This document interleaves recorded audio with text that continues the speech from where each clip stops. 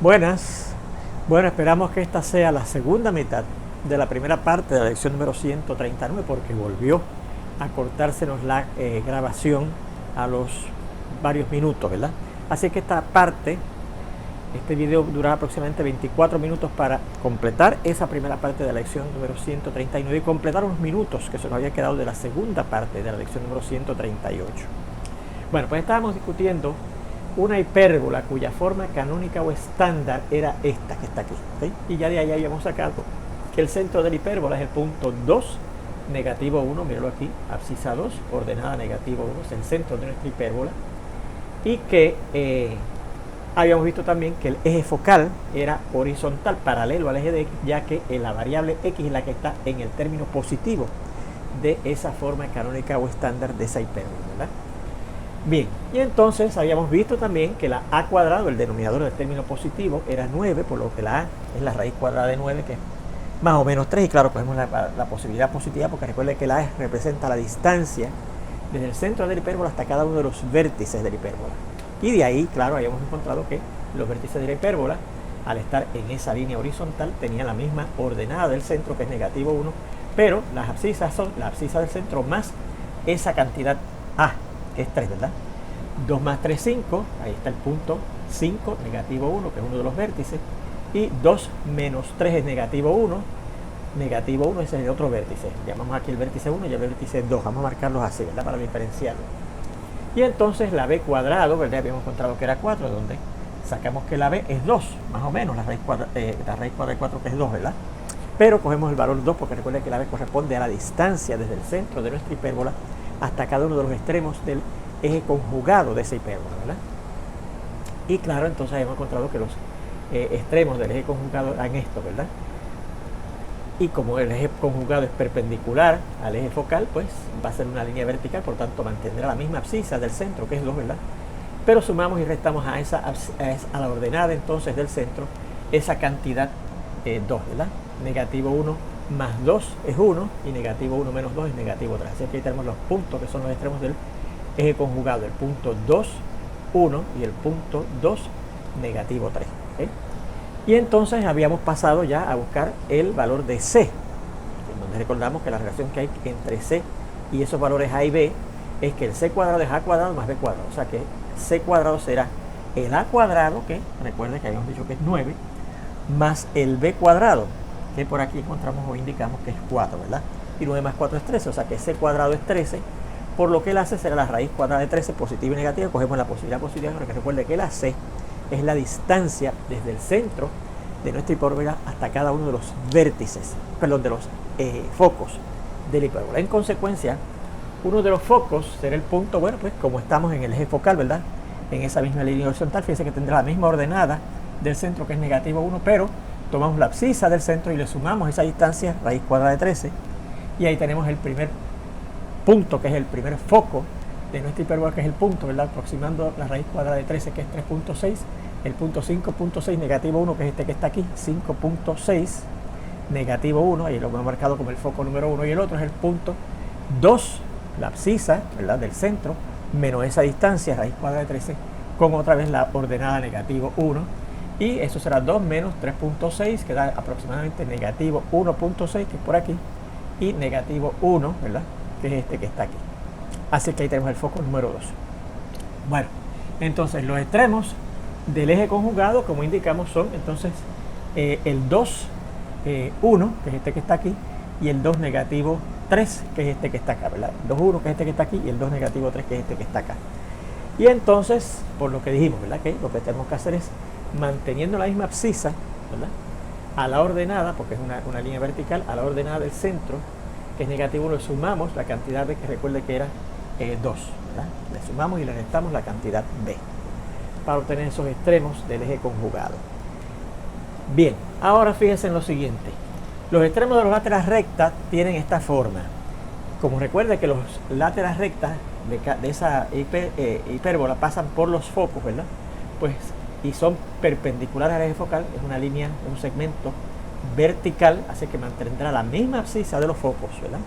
Pero entonces a la ordenada de los focos, que es negativo 1, le sumamos y le restamos esta cantidad, ¿verdad? La ordenada de los focos, que es negativo 1, sumamos y restamos la cantidad b cuadrado sobre a, que eso lo discutimos cuando estábamos viendo la teoría de las hipérbolas, ¿verdad? Y eso es aproximadamente 5.6, ¿verdad? Manteniendo la misma abscisa.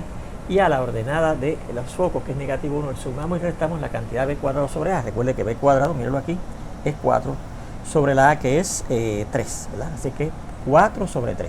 Así que será el punto 5.6 y entonces con ordenada, bueno, el negativo lo cambiamos a negativo 3 sobre 3 para poderlo combinar con este 4 tercios, ¿verdad?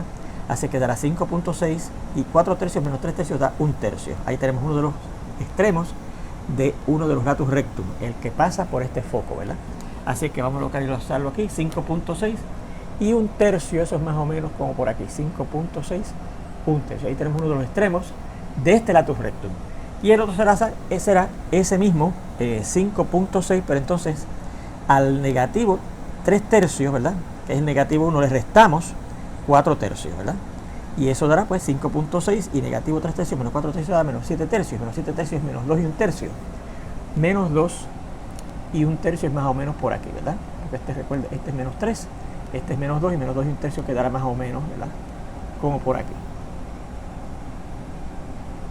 Así que ahí tenemos el otro extremo de este latus rectum, que pasa a través del foco 1. Para el foco 2, pues será también muy parecido, ¿verdad? Con la misma abscisa, porque está en un segmento vertical, mantiene la misma abscisa, pero al sumarle y restarle ese 4 tercios, que es la cantidad b cuadrado sobre a, pues llegamos otra vez aquí al 1 tercio, por aquí más o menos, y negativo 2 y 1 tercio, que es este que está acá, ¿okay? Así que ahí están los extremos del latus rectum que pasa por este otro foco número 2. Aquí tenemos los extremos del latus rectum que pasa por el foco número 1 y aquí tenemos los extremos del latus rectum que pasa por el foco número 2. Bien. Fíjese también que los largos de los láteres rectos, eso, vamos a añadir eso por aquí. Eso que voy a poner ahora debe ir en esta siguiente oración aquí, ¿ok? Míralo aquí. Vea que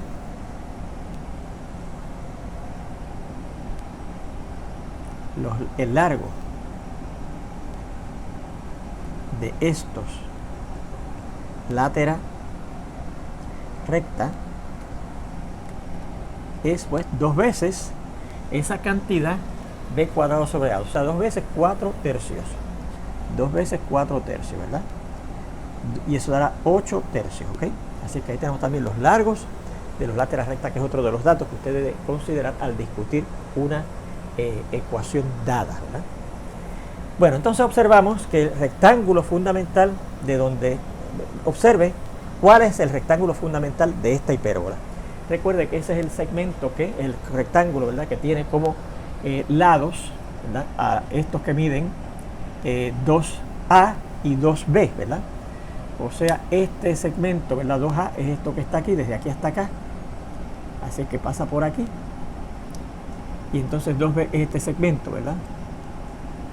Así que sería este. Y este que está acá, ¿ok?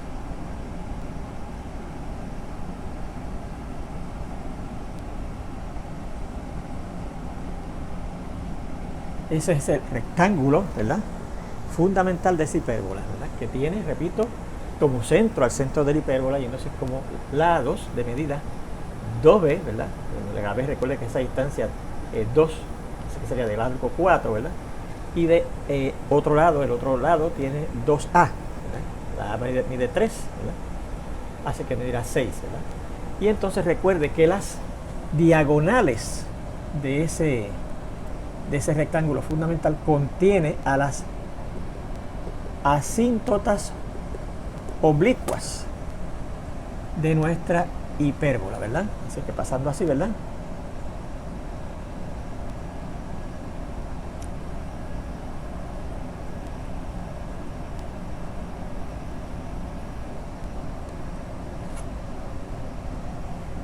Esta que está así es una de las asíntotas oblicuas y esta es la otra asíntota oblicua de nuestra hipérbola, ¿ok? ¿Y cuáles son esas asíntotas oblicuas? Mírenla. Recuerde que tienen la forma, ¿verdad? Son las líneas que tienen. Bueno, recuerde, cuando era así, con eje focal horizontal paralelo al eje de X, porque recuerde que aquí la X es la que aparece en el término que es positivo en la forma canónica o estándar de esa hipérbola, pues era esta variable que estaba aquí, que ahora no es y, sino que es y más 1. Y más 1 será igual a más o menos b sobre a, pero discutimos así, por esta variable que está acá, que ahora no es x, sino que es x menos 2. ¿Ves? Así que las ecuaciones de las asíntotas oblicuas de esta hipérbola, o sea, y más 1 será igual a más o menos la b, que es 2, sobre la a, que es 3, mira aquí, ¿ves? Por x menos 2. Así que una de las hipérbolas de las asíntotas oblicuas es la línea y más 1 igual a positivo 2 tercios por x menos 2, y la otra es la línea cuya ecuación es y más 1 igual a negativo 2 tercios por x menos 2. Así que esta es una de ellas, ¿verdad? Que dice y más 1 igual a positivo 2 tercios, ¿verdad? Así la pendiente positiva es una función lineal creciente por x menos 2, y la otra es y más 1 igual a negativo 2 tercios, ¿verdad? Con pendiente negativa, es una función lineal decreciente por x menos 2. Así que esas son las dos asíntotas oblicuas de nuestra hipérbola. Bueno, pues finalmente, ¿verdad? Entonces, la hipérbola, que es la conjugada, es la ilustrada y que tiene la ecuación en la forma. Bueno, recuerde que en el caso de la hipérbola conjugada se cambia este término a positivo y este término a negativo. Míralo ahí. El y más 1 sobre 4, que aquí era negativo, ahora es el término positivo. Y el x menos 2 sobre 9, que era el término positivo, ahora se convierte en negativo, igual a 1. Así que esa es la ecuación de la hipérbola conjugada, que la vamos a dibujar aquí también. Bueno, pues entonces, la hipérbola nuestra es esta que pasa por los extremos de este latus rectum y el vértice, ¿verdad? Así que pasa así, vamos a marcar con una curva suave, y entonces comienza a acercarse cada vez más y más a esta asíntota oblicua por el lado de acá, ¿verdad? Aquí no se aprecia mucho, ¿verdad? Porque no es mucho la distancia. Y por acá empieza a acercarse a esta otra asíntota oblicua, ¿verdad? Así que luce más o menos así, ¿ok? Cada vez acercándose más y más, sin llegar a tocarla a esa asíntota oblicua, ¿verdad? Y por el lado de acá, nuestra hipérbola pasa por los extremos de este latus rectum más por el vértice. Así que tiene esta forma, ¿verdad? Y entonces comienza a acercarse cada vez más y más a esta asíntota oblicua, y por acá también empieza a acercarse cada vez más y más a esta otra asíntota oblicua. Así que ahí tenemos la gráfica de nuestra hipérbola. En el caso de la hipérbola conjugada, pues es parecida, ¿verdad? Lo único que pasa, ¿verdad?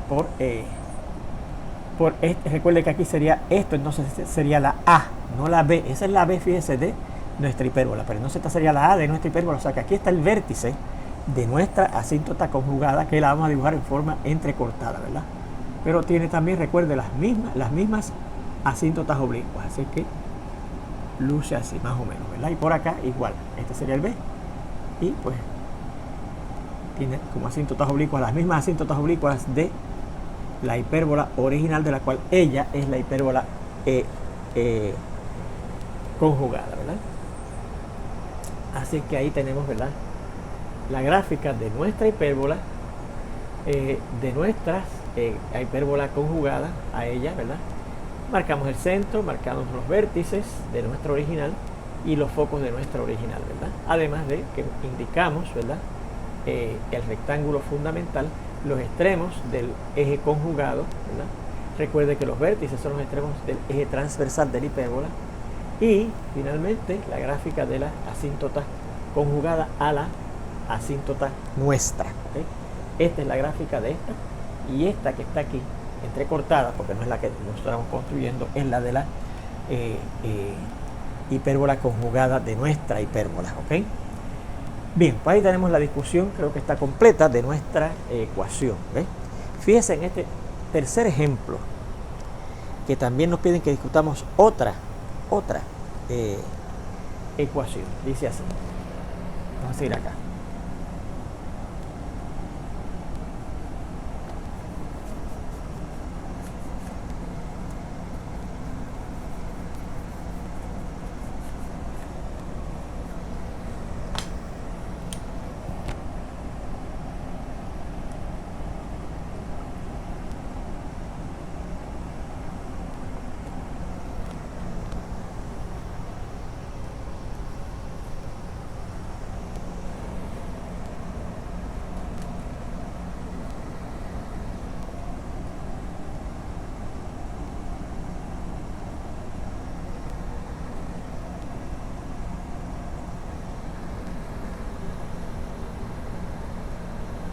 Muy bien. Ahí tenemos, ¿verdad?, esa ecuación que fíjese que tiene la forma general de la ecuación de una hipérbola. ¿Cómo lo sabemos? Porque fíjese que tiene ambas variables, la x y la y al cuadrado, un término de el que tiene la x cuadrada es positivo y el otro, el que tiene la y cuadrado, es negativo, ¿verdad? Y, ¿verdad? Además tiene x a la 1, y a la 1 no tiene que aparecer eso, y una constante, ¿verdad? Así que fíjese que nuestra ecuación tiene la forma general de una hipérbola, ¿verdad? Vea que nuestra ecuación tiene la forma general de la ecuación de una hipérbola, ¿verdad? Bueno, pero recuerde que la forma general de la ecuación de una hipérbola nos da datos sobre su centro, sus vértices, sus focos, sus extremos del eje conjugado, los extremos de los láteras rectas, etc. Eso no nos da. Sí nos ayuda a dar la forma canónica o estándar de esa ecuación. Así que vamos a transformar esa ecuación, que como hemos dicho es la forma canónica general de la ecuación de una hipérbola, a la forma canónica o estándar, ¿ok? Transformamos nuestra ecuación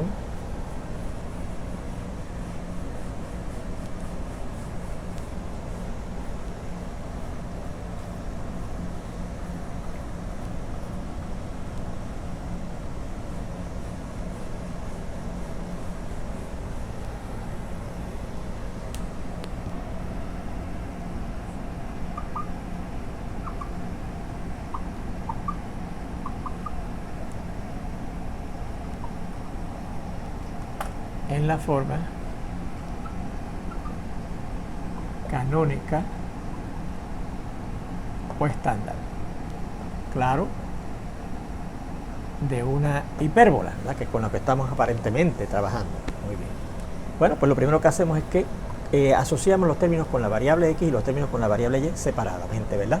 Así que tendremos x cuadrado y el otro término que contiene nuestra variable x es más 4x, y tenemos el 4y cuadrado, que lo ponemos así, negativo, entre paréntesis 4y cuadrado, y el 24y, que parece que se convierte en positivo, como uno los dan, tenemos que poner aquí un negativo, de manera que cuando yo multiplique este negativo 1 por este negativo, 24y nos da más 24y, ¿verdad? Y entonces pasamos el término constante, que es 28, al lado derecho. Recuerden que ese es el primer paso, ¿verdad? Agrupar los términos que contienen la variable x y los términos que contienen la variable y. Ahora vamos a tratar de completar aquí, dentro de cada uno de esos paréntesis, un trinomio cuadrado perfecto. Y recuerde que lo primero que debemos hacer es tratar de convertir los términos que contienen a las variables al cuadrado en 1, los coeficientes más bien, que acompañan a la x al cuadrado y a la y al cuadrado en 1. Aquí ya la tenemos, con 1 sé que ahí no hay que sacar ningún factor común, se queda igualito, ¿verdad? X cuadrado más 4x menos. Y aquí tendríamos que sacar el 4 de factor común para que el coeficiente numérico de la y cuadrada se convierta en 1. Y no sería por menos 24y, ¿verdad? Es menos 6y, ¿verdad? ¿Se fijan? 4y cuadrado y menos 24y cuadrado, ¿ok? Igual a 28, ¿ok? Entonces ahora buscamos el tercer término que tenemos que añadir dentro de cada uno de esos paréntesis para convertir esos binomios en un trinomio cuadrado perfecto. El c, que es el tercer término, sería b cuadrado sobre 4a, ¿verdad que sí? O sea, el b, que recuerde que es el coeficiente de la variable a la potencia 1, que en este caso es 4, al cuadrado sobre 4 por la a, que recuerde que en todos estos casos, fíjense que se ha convertido en un 1, el coeficiente de la variable al cuadrado. Y esto sería 16 sobre 4, 4. Esa es la cantidad que hay que añadir aquí, dentro de ese paréntesis, para que se convierta ese binomio en un trinomio cuadrado perfecto. Aquí, ¿qué cantidad tenemos que añadir? Pues, otra vez usando la fórmula b cuadrado sobre 4a, será lo que es la b, que en este caso es negativo 6 al cuadrado, sobre 4, nuevamente por el 1 que tenemos aquí de coeficiente de la y cuadrado, ¿verdad? Así que será 36 entre 4 igual a 9. Esa es la cantidad que tenemos que añadir aquí dentro de este segundo paréntesis para convertir eso en un trinomio cuadrado perfecto. Así que esto será, vamos a ver, x cuadrado más 4x, perdónenme, más esta cantidad, que es 4, ¿verdad? Menos 4 por, y aquí añadimos esta otra cantidad, y cuadrado menos 6y más 9 igual a, y entonces en el lado derecho que tenemos un 28, como hemos añadido unas cantidades en el lado izquierdo, ¿verdad?, Bueno, pues el siguiente paso, ¿verdad?, que tenemos que hacer para continuar con la transformación de esta ecuación, que es la forma general de la ecuación de una hipérbola, en la forma... todavía nos falta un poquito de tiempo, perdónenme. En la... ¿qué dice ahí? Ok, nos faltan como unos minutitos más. En la forma canónica o estándar, pues tenemos que añadir ahora en el lado derecho lo que tuvimos que añadir en el lado izquierdo. Fíjense, en el lado izquierdo le añadimos este 4, que no hay que multiplicarlo nada más que por 1, así que sí, añadimos un 4 ahí. Y entonces aquí añadimos un 9, que al multiplicarse por este negativo 4 da negativo 36, así que añadimos un 36 negativo en el lado derecho. Y ahora en el siguiente paso factorizamos esos dos trinomios cuadrados perfectos y combinamos estos términos, ¿verdad? Así que será la factorización de esto sería la raíz cuadrada del primero, el signo del segundo término, que es más la raíz cuadrada del tercer término, que cerramos el paréntesis y cuadramos, menos 4 por... Y aquí también factorizamos este trinomio cuadrado perfecto, la raíz cuadrada del primer término, que es y, el signo del segundo término, que es negativo, y la raíz cuadrada del tercer término, que es 9, y cerramos el paréntesis y cuadramos. Y en el lado derecho, fíjense que 28 más 4 es 32, menos 36 es negativo, déjenme ver, negativo, ¿cómo es? 28 más 32 menos 4, negativo 4, muy bien. Y ahora tenemos que convertir este término constante que está en el lado derecho en 1. Fíjense que lo tendríamos que multiplicar por negativo 1, ¿verdad que sí? Perdón, por negativo 1/4, para que se convierta este negativo 4 en 1 en el lado derecho. Bueno, en el lado izquierdo, al yo multiplicar negativo 1/4 por esto, va a dar negativo x más 2 al cuadrado sobre 4. Al multiplicar negativo 1/4 por esto, fíjense que el 4 cancela con este 4 y nos queda positivo, ¿verdad? Porque negativo por negativo es positivo, y menos 3 al cuadrado sobre 1, ¿verdad? Porque cancela y queda un 1. Igual ahí en el lado derecho, pues negativo 4 por su recíproco, que es negativo 1/4, nos va a dar 1. Pues esa, dicho sea de paso, colocamos el término que es positivo en primera posición, y menos 3 al cuadrado sobre 1 menos x más 2 al cuadrado sobre 4 igual a 1. Ahí tenemos, ¿verdad?, la forma canónica o estándar de la ecuación de esta elipse. Fíjese que va a ser, ¿verdad?, una de nuestra hipérbola, perdón, de elipse no. Fíjese que va a ser una hipérbola que tiene eje focal paralelo al eje de y, ya que el término que contiene a la y en esta forma canónica o estándar de esta hipérbola es el que es positivo, ¿okay? De donde notamos y terminamos con esa observación, ¿okay? De donde notamos que el eje focal de esta hipérbola será paralelo al eje de y, por la razón que acabamos de indicar. La variable y es la que aparece en el término positivo en la forma canónica o estándar de nuestra hipérbola, ¿ok? De donde notamos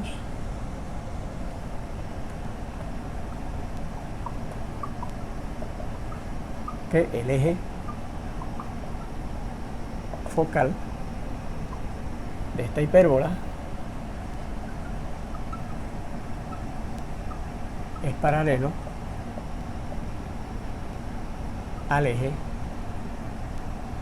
de y. Repetimos porque la variable y es la que aparece en el término positivo de la forma canónica o estándar de esa hipérbola. Bueno, pues con esto sí terminamos la primera parte de nuestra lección número 139. Espero verlos ya muy prontito en la segunda. Hasta entonces.